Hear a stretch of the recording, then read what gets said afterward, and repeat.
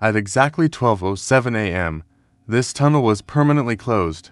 No warning, no press conference, only a brief notice, issued after midnight. What investigators found inside has never been officially explained. Why would a tunnel used daily for decades suddenly become forbidden only after midnight? And why were all internal reports sealed within 4 to 48 hours? These are the questions that have surrounded the infamous Blackwood Tunnel closure for nearly a decade. The official story is thin. A simple, almost dismissive statement claimed the closure was for unforeseen structural assessments, but the community, the engineers who built it, and the media knew that wasn't the whole truth. How could a vital piece of city infrastructure be sealed off with such haste and secrecy? The story begins not with a bang, but with a whisper. This wasn't some long-forgotten relic. It was a major public transportation tunnel, a lifeline for thousands of commuters every single day. For over 50 years, it had an impeccable safety record, no significant criminal history, no history of major accidents, and certainly no structural damage that would warrant such a drastic measure. In the days leading up to the closure, everything was normal. Trains ran on schedule, maintenance crews performed their routine checks, and the public went about their business, completely unaware of the strange events unfolding deep beneath the city. Then came the first directive. It was an internal memo, quietly circulated among senior transit officials. The tunnel would continue normal operations during the day. However, a new, bizarre restriction was put in place. The restriction applied to one condition only: no entry after midnight. That single detail disturbed engineers more than the closure itself. Tunnels are designed for continuous use. They don't have operating hours like a corner store. Closing a tunnel only during specific hours, especially after midnight, made no logical sense from an engineering or safety standpoint.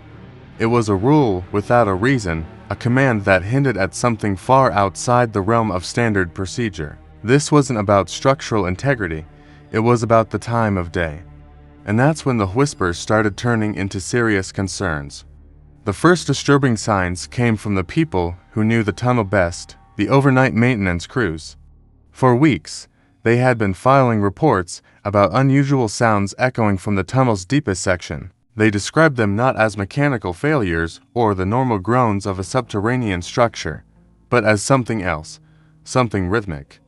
These reports were initially dismissed as fatigue or overactive imaginations, a common occurrence for those working the graveyard shift in isolation.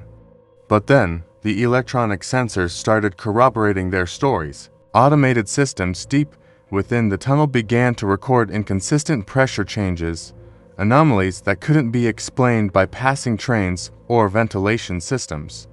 The data was erratic, spiking at random intervals, but always after midnight. And then came the cameras.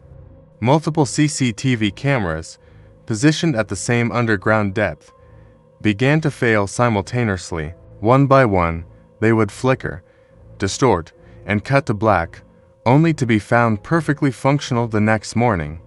Every malfunction occurred in the exact same section of the tunnel.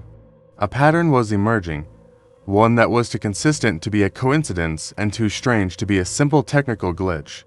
Then came the incident that pushed the situation from strange to alarming. At 12:03 a.m., on the night of the final closure, a veteran maintenance worker, Jonathan Miles, entered that specific section of the tunnel alone.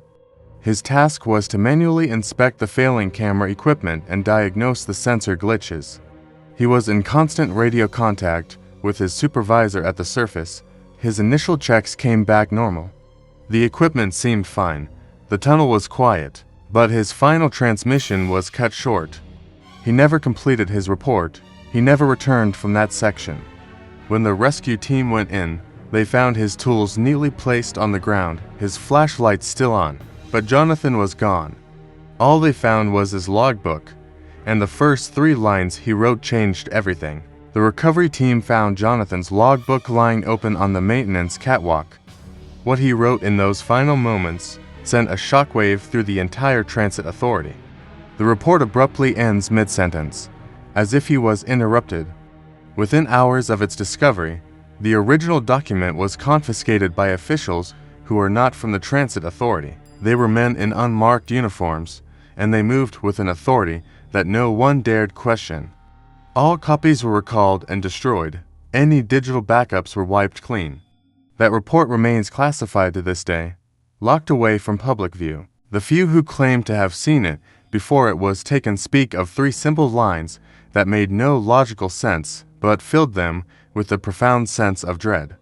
The mystery of what happened to Jonathan Miles became inseparable from the mystery of the tunnel itself. In the next chapter, we examine what the surveillance cameras captured before they were shut down. Through a series of leaked frames and enhanced audio recordings, we piece together the final moments from inside the Blackwood Tunnel, revealing a visual record that defies all rational explanation and points to the true terrifying reason why it was sealed forever. Thank you for watching. Follow for the next part of the investigation.